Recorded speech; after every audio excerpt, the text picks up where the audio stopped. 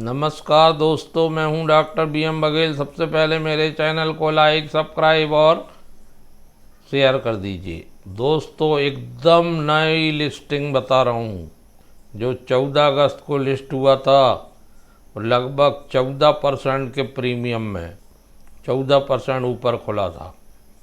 314 रुपये तक हाई गया था और अभी चल रहा है वर्तमान मूल्य 308। ई है 36 का, मार्केट कैप है 2008 करोड़ का, करंट प्राइस है 307 रुपये। 325 तक हाई बनाया है, 276 रुपये। रिटर्न ऑन कैपिटल एम्प्लॉयड ज़बरदस्त है 23 का।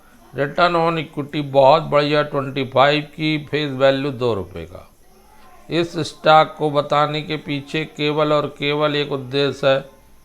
पी ठीक है, प्लास्टिक मैन्युफैक्चरिंग की कंपनी है। प्लास्टिक का आज बहुत ज़्यादा प्रयोग बढ़ चुका है। लो डेप्ट कंपनी है। 201 करोड़ के रिजर्व हैं, 147 करोड़ के बारोइंग है। अदर लाइबिलिटीज़ 66 करोड़ के हैं। सेल्स ग्रोथ बहुत बढ़िया 3 साल से 22%। प्रॉफिट ग्रोथ बहुत बढ़िया 23%। रिटर्न ऑन इक्विटी बहुत बढ़िया 3 साल से कम 22%।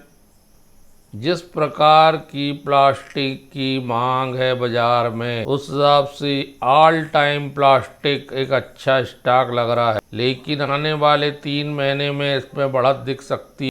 260 रुपये के आसपास, 270 रुपये, 280 रुपये के आसपास का IPO आया था।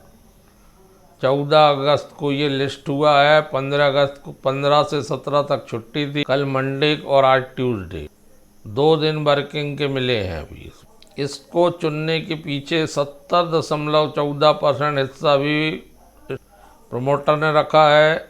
2.38 इंस्टीट्यूशनल इन्वेस्टर है। इसमें पब्लिक की भागीदारी कम है, मात्र 10.9। म्यूचुअल फंड 12.18 हैं, जबकि 4.35 FII है। सामान्यतः ये देखा गया है कि पब्लिक के पास स्टॉक लिक्विडेट नहीं होता है और प्रमोटर के पास ज़्यादा रहता है, FII DII के पास ज़्यादा रहता है। तो ऐसे स्टॉक में बढ़त आने की बहुत ज़्यादा संभावना, क्योंकि पब्लिक के हाथ में ज़्यादा लिक्विडेट शेयर नहीं है। दोस्तों, इंडिकेटर देख के मैं स्टॉक का चुनाव करता हूँ। ये कंपनी 1971 में बनी थी। All time plastic manufacturer, plastic houseware बनाती है। स्ट्रांग, बहुत बढ़िया डिज़ाइन, इनोवेशन और सस्टेनेबिलिटी है। फुली इंटीग्रेटेड मैन्युफैक्चरिंग प्लांट हैं दमन, सिलवासा और मानिकपुर में।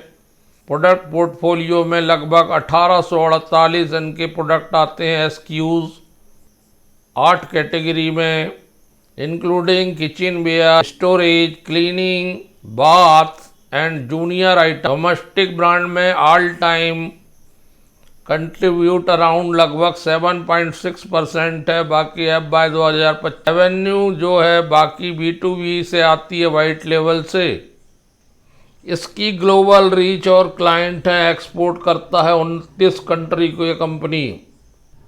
इनका मेजर रिटेलर है IKEA, जिससे 59% FY 2025 में रेवेन्यू आई थी। इसके बाद एसडा, मिचेल्स एंड टेस्को, ये इनके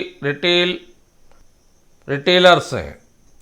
कंपनी प्लानिंग कर रही है मानिकपुर में कैपेसिटी 4000 से बढ़ाकर 22,500 ton per annum 2027। 2 subsidies launch करी है 2024 में। सिंगापुर आर्म्स के रूप में all time bamboo private limited, ताकि बैम्बू के प्रोडक्ट से FY 2025 558 करोड़ जो प्रॉफिट जबकि 20 करोड़ का था, जो अच्छी ग्रोथ को दर्शाता है। जो EBITDA 72 में FY 23 में, जो 25 में सीधे 100 करोड़ का हो गया था। पैट इंक्रीज हो गया था 28 करोड़ सीधे 47 करोड़ सेम पीरियड में। EBITDA मार्जिन 18 FY 25 में है, सेकंड हाईएस्ट है। भारत का जो प्लास्टिक का वेयर का वो लगभग 10,003 FY 25, जो 2030 तक 17,000-18,000 करोड़ है। लगभग 12% प्लास्टिक मार्केट बढ़ेगा। ग्लोबल कंज्यूमर डिमांड बढ़ रही है। ग्रो हो रहा है, लगभग 10 से 11% हो जाएगा इसका CAGR। ये क्लाइंट बहुत अच्छे हैं, प्लान है, स्केलेबल प्रोडक्शन कैपेसिटी है, बम्बू कंज्यूमर वेयर, एनवायरमेंटली जो पसंद करते हैं उनके लिए बहुत उपयोगी होगा। Business model B2B plus emerging B2C है, ऑल टाइम का 1848 इसके SKUs हैं। वैल्यूएशन अच्छा प्रतीत हो रहा है।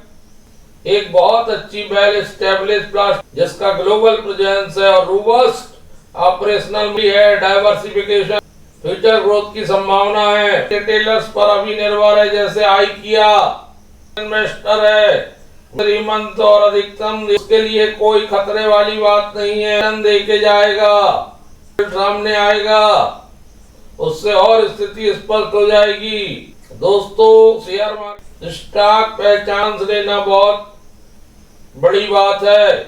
कंपनी है 690 के आसपास है। कर्मचारियों की संख्या के आधार पर भी ये पता चलता है कि कोई भी स्टॉक खरीदते हैं तो strict stock, Time Technoplast, D Dev Plastik, Apollo Pipes, TM India आदि इसके बहुत बढ़िया शेयर होल्ड। इससे लग रहा है कि स्टॉक 3 महीने दे सकता है। में लिस्ट है और लॉन्ग टर्म रखकर लॉन्ग टर्म के लिए आप अपना एनालिसिस। धन्यवाद दोस्तों।